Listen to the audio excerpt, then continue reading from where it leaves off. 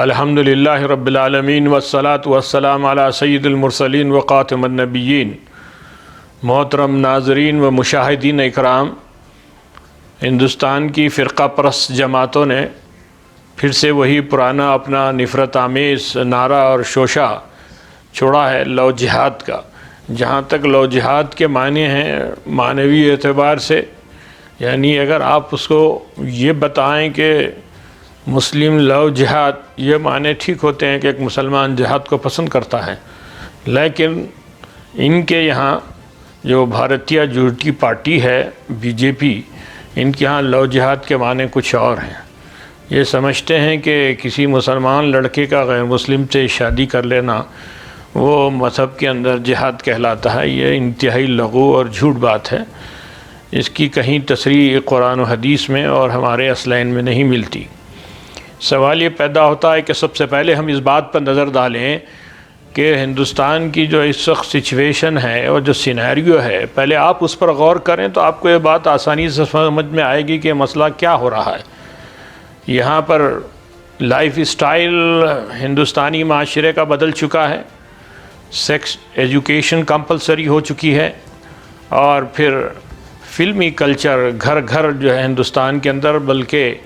دنیا کے مختلف ممالک پر یہ اثر انداز ہو رہا ہے۔ ان سب کے باوجود جو اس وقت خود غیر مسلم ہندوستانی سماج کے اندر سیکسول افراتفری مچی ہے اور جس قسم کے معاملے سامنے آ رہے ہیں، اس سے اندازہ ہوتا ہے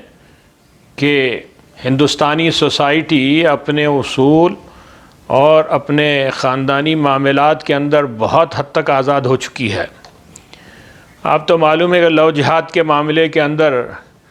کئی ملک کے جوڑوں کو انہوں نے بہت طریقے سے پریشان کیا، جیسا کہ ہادیہ کا کیس ہمارے سامنے ہے۔ 2016 میں ہادیہ نے اپنے طور پر اسلام قبول کیا تھا، پھر کسی گروپ کی طرف سے اس کا رشتہ ایک مسلمان لڑکے سے لگایا گیا اور شادی ہوئی۔ اس کے بعد مرکزی حکومت نے NIA کو اس کے پیچھے لگایا اور زندگی دوبھر کر دی۔ پھر کیرلا ہائی کورٹ نے یہ فیصلہ دیا کہ ہادیہ کو اس کے والدین کے حوالے کر دیا جائے۔ تب بھی مسائل بہت گمبھیر ہو چکے تھے۔ اس کے بعد 2018 کے اندر جب یہ مسئلہ سپریم کورٹ میں آیا تو سپریم کورٹ نے بڑی ہی وضاحت کے ساتھ اپنا فیصلہ صادر کیا اور اس میں کہا کہ کوئی ہندوستانی عورت یا مرد اپنے پسند کے مطابق، اپنے انتخاب کے مطابق کسی سے بھی شادی کر سکتے ہیں اور اس کے اوپر قانونی طور پر کوئی پابندی نہیں ہے۔ یعنی 2 سال 3 سال کی محنت کے باوجود ان فرقہ پرست عناصر کو کچھ ہاتھ نہیں آیا تو وہ اس میں الجھ کر رہ گئے اور پریشان ہو گئے۔ پھر اس کے بعد ایک اہم فیصلہ اسی سال 6 سپٹمبر کو سپریم کورٹ کا ہمارے سامنے آیا۔ 2018 6 سپٹمبر کو سپریم کورٹ نے کہا کہ اب اس ملک کے اندر لیو ان ریلیشن شپ LGBT سب کے لیے جو ہے قانونی طور پر تحفظ فراہم کیا جائے گا، اور یہ ہر مرد اور عورت کو اجازت ہوگی کہ وہ اپنے طور پر کسی کے ساتھ بھی بغیر شادی کیے اور بغیر ویڈ لاک کے زندگی گزار سکتے ہیں، چاہے مرد مرد کے ساتھ رہے، عورت عورت کے ساتھ رہے، یا پھر عورت مرد کے ساتھ رہے۔ اس طرح سے ہندوستانی معاشرہ اپنے اخلاقی تباہی کے عروج پر پہنچ چکا ہے۔ اب ان حالات کے اندر اگر کوئی غیر مسلم لڑکی اپنے طور پر اسلام قبول کرتی ہے اور اس کا رشتہ کسی مسلمان لڑکے سے لگتا ہے تو یہ بھی ہندوستانی قانون اور آئین کے مطابق کوئی غیر قانونی کام نہیں ہے۔ اتنی صراحت ہونے کے باوجود سول میرج ایکٹ 1954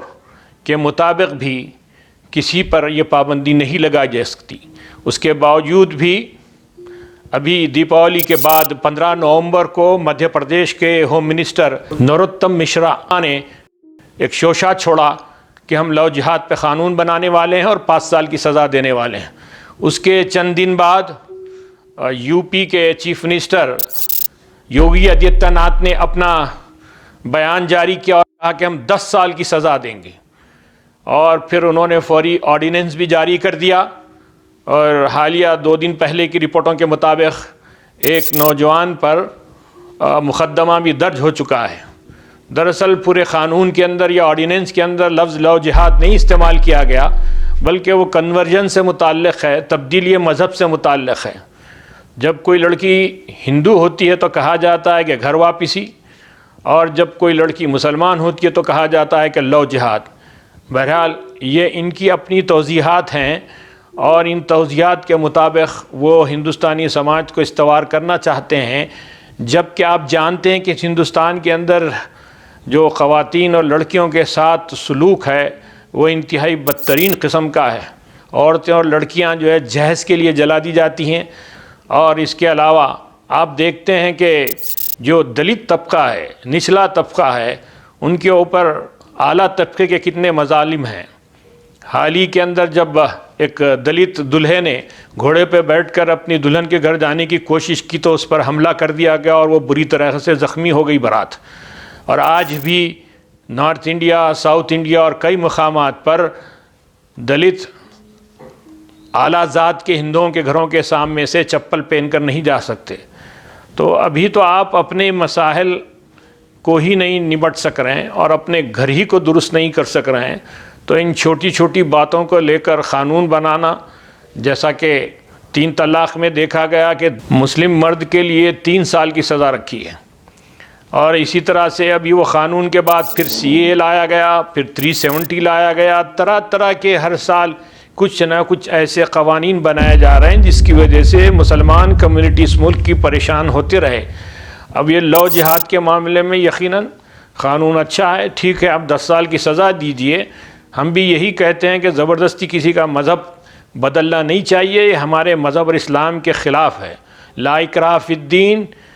دین کے اندر زبردستی ہرگز نہیں ہے، صرف دعوت دی جا سکتی ہے اور ان کو انوائٹ کیا جا سکتا ہے، مطالعے کے لیے ان کو ابھارا جا سکتا ہے۔ اگر ایسا ہی ہوتا تو آپ دیکھیں گے کہ جو ابھی حال ہی کے اندر خواتین کی جو کتابیں آئی ہیں جو طالبان کے قبضے میں تھیں اور ان کی قید میں تھیں، یان ریڈلی جس نے اپنی ایک بہت مشہور کتاب لکھی، اس نے خاص طور سے لکھا کہ کسی نے مجھ پر جبر نہیں کیا کہ میں اسلام قبول کروں۔ اسی طرح سے ایک فرینچ لیڈی جو چرچز کے مشنری کے کام پر صومالیہ گئی تھی اور وہاں صومالیہ کے مجاہدین نے اسے گرفتار کر لیا، وہ 4 سال ان کی قید میں رہی، اس کے باوجود بھی کسی نے اس پر یہ ظلم و زبردستی نہیں کی کہ وہ اسلام قبول کریں۔ لیکن اس کے باوجود کسی مسلم مرد کے لیے قرآنی احکامات کے مطابق یہ جائز نہیں ہے کہ کسی مشرکہ سے یا غیر مسلم سے شادی کرے۔ سورہ بقرہ کی آیت نمبر 221 کے اندر آپ یہ بات واضح طور پر دیکھ سکتے ہیں،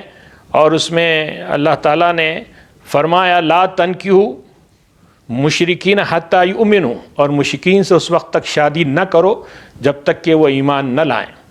ان 10 آیتوں کے اندر 3 باتوں پر حرمت دی گئی۔ ایک تو اگر اب آیت نمبر 219 سے لے کے 229 تک دیکھیں تو ایک تو شراب پر ممانعت عائد کی گئی، جوئے پہ ممانعت عائد کی گئی، اور دوسرے غیر مسلموں سے شادی پر ممانعت عائد کی گئی۔ یہ وہ بنیادی وجہ ہے جس کی وجہ سے ایک راسخ العقیدہ مسلمان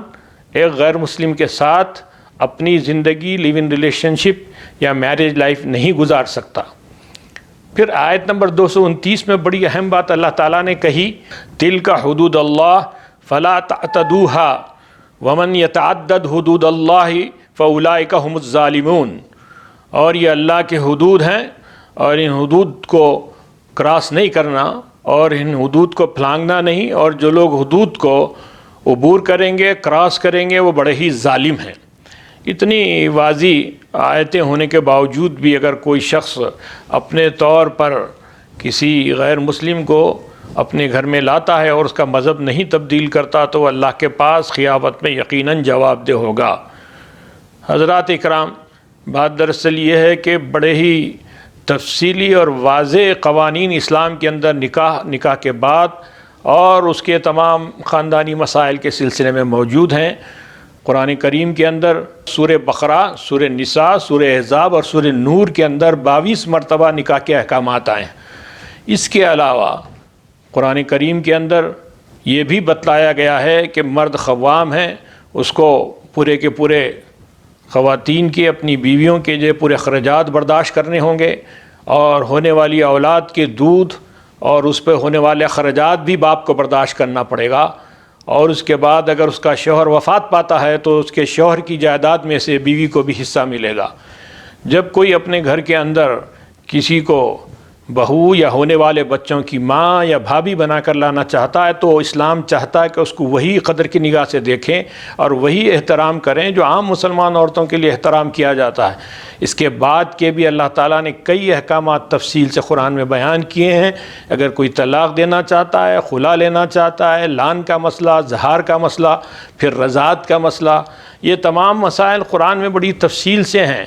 تو یہ عام جو سول میرج ہے اس طرح کا جو ہے ایکٹ اسلام میں نہیں ہے۔ اسلام کے قانون آفاقی ہیں، اور اسلام کے قانون اللہ کی طرف سے نازل کردہ روحانی قانون ہیں۔ تو ان تمام تفصیلات کے باوجود اس وقت جو ہمیں نظر ڈالنا ہے وہ موجودہ ہندوستانی سوسائٹی پہ ڈالنا ہے۔ آپ یہ ضرور سوال کریں گے کہ جو 6 سپٹمبر 2018 کو سپریم کورٹ نے LGBT اور لیو ان ریلیشن شپ کی اجازت دی، اس کی وجوہات کیا تھی؟ سارے ملک کے اندر جتنے بڑے عہدیدار ہیں اور انڈسٹریلسٹ ہیں، پولیٹیشینز ہیں اور سوسائٹی کے کھاتے پیتے لوگ ہیں یا نچلے طبقے کے لوگ ہیں، وہ اتنے بڑے پیمانے پر عیش و عشرت میں مبتلا تھے، ہوٹلیں ان سے بھری رہتی تھیں،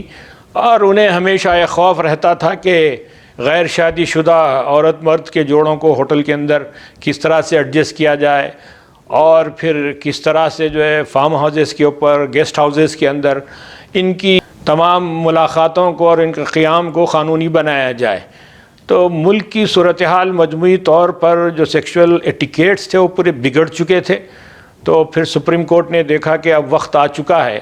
کہ اب لیو ان ریلیشن شپ دے دی جائے۔ لیکن سوال یہ پیدا ہوتا ہے کہ جس طرح کے قرآن نے 16 رشتوں کی ممانعت عائد کی ہے، ان سے شادی ایک مرد نہیں کر سکتا،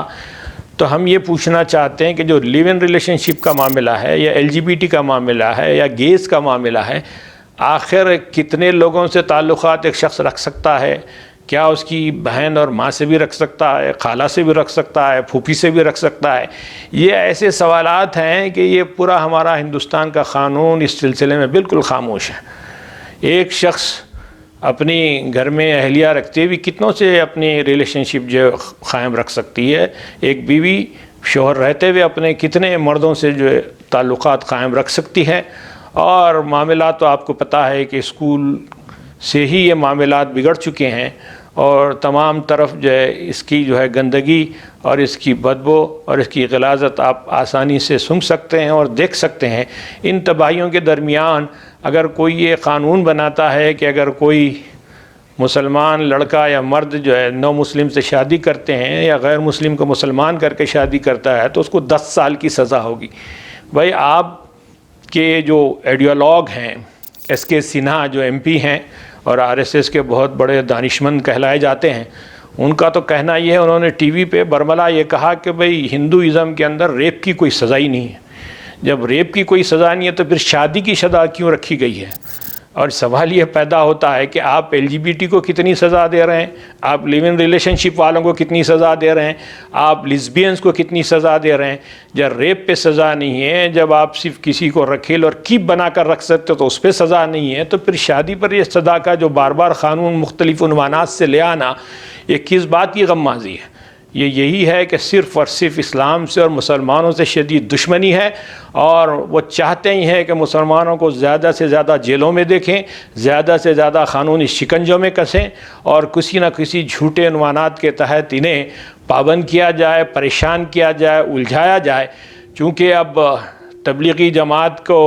جو میڈیا نے بدنام کیا اور حکومت نے جو تماشا کیا، تو اس کے فوری بعد سے پھر کوئی ان کو ایشو نہیں ملا تھا، تو انہوں نے پھر یہ لو جہاد کا ایشو چھوڑ دیا۔ یہ لو جہاد کا ایشو جو چھیڑا گیا ہے وہ انتہائی لغو ہے اور بچکانہ قسم کا ہے، بلکہ میں یہ کہوں گا کہ صرف جنون اور بیوقوفی کی انتہا تک یہ لوگ پہنچ چکے ہیں، اور ان کو یہ حقائق بھی نہیں معلوم ہے کہ اسلام کتنا زیادہ اپنی بیویوں کو، ماؤں کو اور اپنی بہنوں کو اور گھر کے خواتین کو پروٹیکٹ کرتا ہے۔ شکریہ، صدق اللہ، السلام علیکم۔